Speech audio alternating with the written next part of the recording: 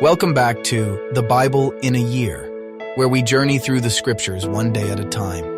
I'm your host, Elijah Brooks, and together we'll uncover the timeless truths, stories, and mysteries that guide our faith. As we open the sacred pages and delve into God's Word, let's approach it with open hearts and receptive minds. Genesis, chapters 12 through 15.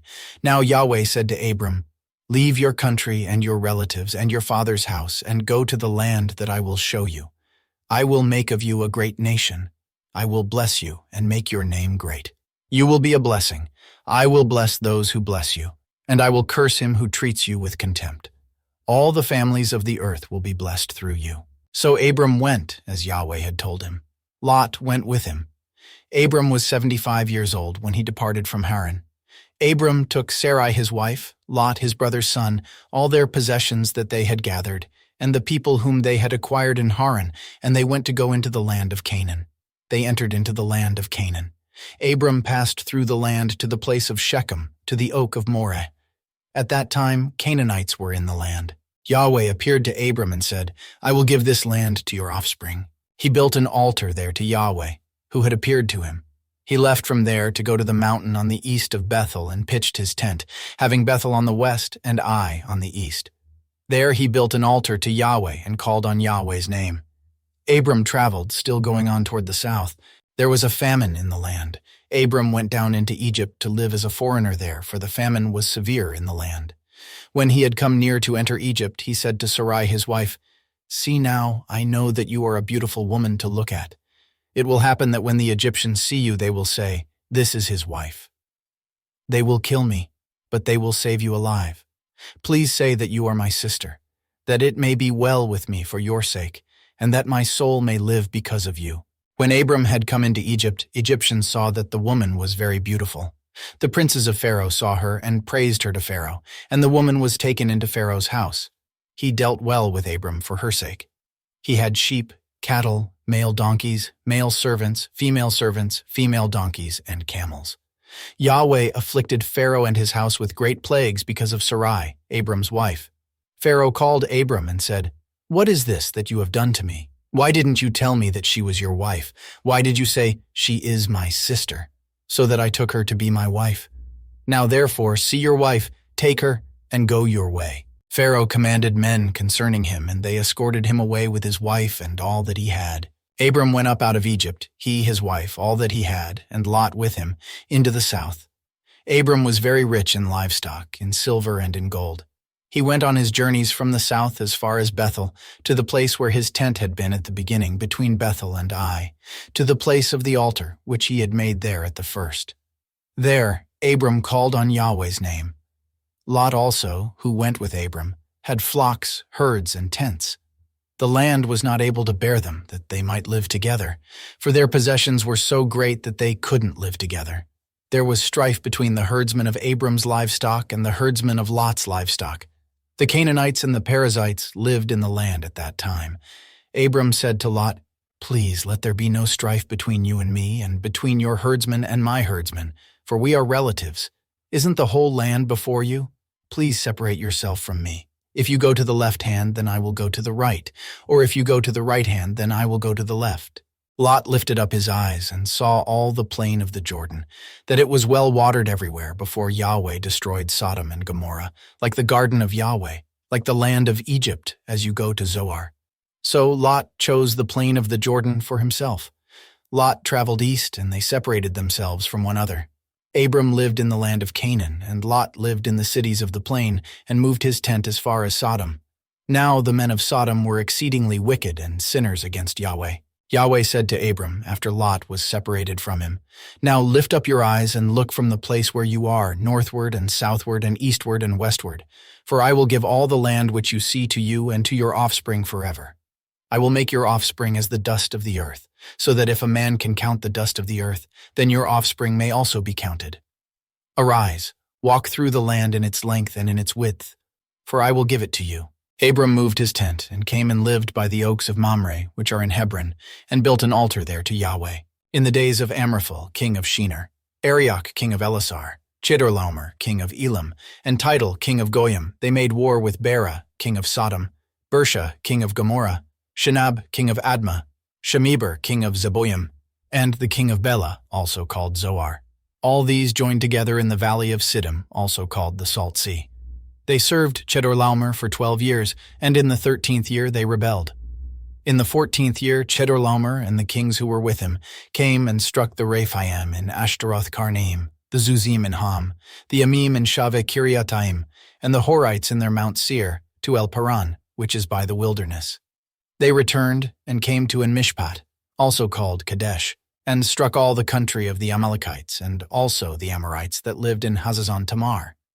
The king of Sodom, and the king of Gomorrah, the king of Admah, the king of Zeboim, and the king of Bela, also called Zoar, went out, and they set the battle in array against them in the valley of Siddim against Chedorlaomer, king of Elam, Tidal king of Goyim, Amraphel king of Shinar, and Arioch king of Elasar, 4 kings against the 5.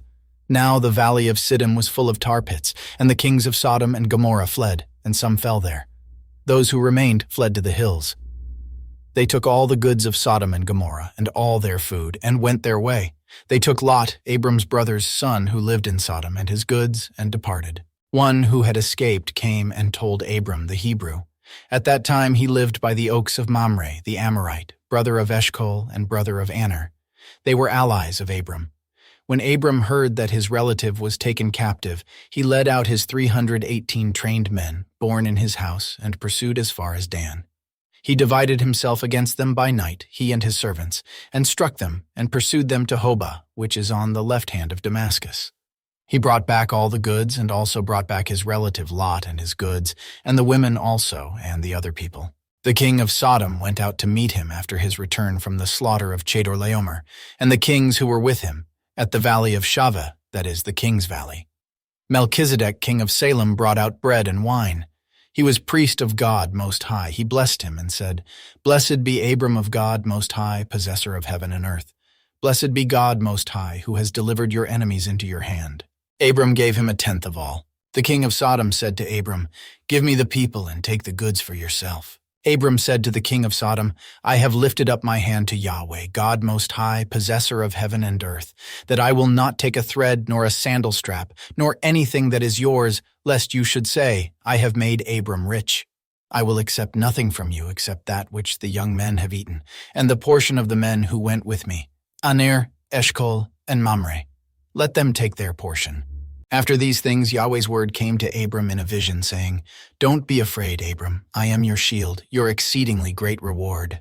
Abram said, "Lord Yahweh, what will you give me, since I go childless? And he who will inherit my estate is Eliezer of Damascus."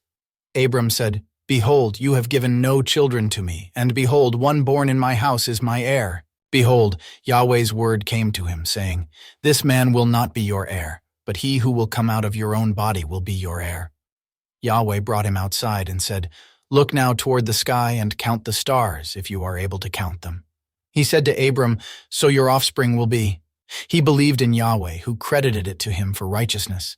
He said to Abram, "I am Yahweh, who brought you out of Ur of the Chaldees to give you this land to inherit it." He said, "Lord Yahweh, how will I know that I will inherit it?" He said to him, "Bring me a heifer 3 years old, a female goat 3 years old, a ram 3 years old, a turtle dove, and a young pigeon." He brought him all these and divided them in the middle, and laid each half opposite the other. But he didn't divide the birds. The birds of prey came down on the carcasses, and Abram drove them away. When the sun was going down, a deep sleep fell on Abram. Now terror and great darkness fell on him. He said to Abram, "Know for sure that your offspring will live as foreigners in a land that is not theirs, and will serve them. They will afflict them 400 years. I will also judge that nation whom they will serve. Afterward they will come out with great wealth, but you will go to your fathers in peace. You will be buried at a good old age. In the 4th generation they will come here again, for the iniquity of the Amorite is not yet full." It came to pass that when the sun went down and it was dark, behold, a smoking furnace and a flaming torch passed between these pieces. In that day Yahweh made a covenant with Abram, saying, "I have given this land to your offspring, from the river of Egypt to the great river, the river Euphrates, the land of the Kenites, the Kenizzites, the Kadmonites, the Hittites, the Perizzites, the Rephaim, the Amorites, the Canaanites, the Girgashites, and the Jebusites." Psalm 4. Answer me when I call, God of my righteousness. Give me relief from my distress. Have mercy on me and hear my prayer. You sons of men, how long shall my glory be turned into dishonor? Will you love vanity and seek after falsehood? Selah. But know that Yahweh has set apart for himself him who is godly. Yahweh will hear when I call to him. Stand in awe and don't sin. Search your own heart on your bed and be still. Selah. Offer the sacrifices of righteousness. Put your trust in Yahweh. Many say, who will show us any good? Yahweh, let the light of your face shine on us. You have put gladness in my heart, more than when their grain and their new wine are increased. In peace I will both lay myself down and sleep. For you alone, Yahweh, make me live in safety.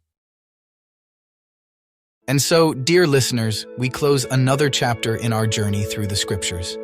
We hope that today's passage has enlightened your spirit, and that you carry its wisdom with you throughout your day. Thank you for joining us on The Bible in a Year. Remember, the Word of God is a light unto our path, guiding us, inspiring us, and drawing us closer to Him with every verse. We invite you to join us again tomorrow as we continue our exploration of the Holy Bible.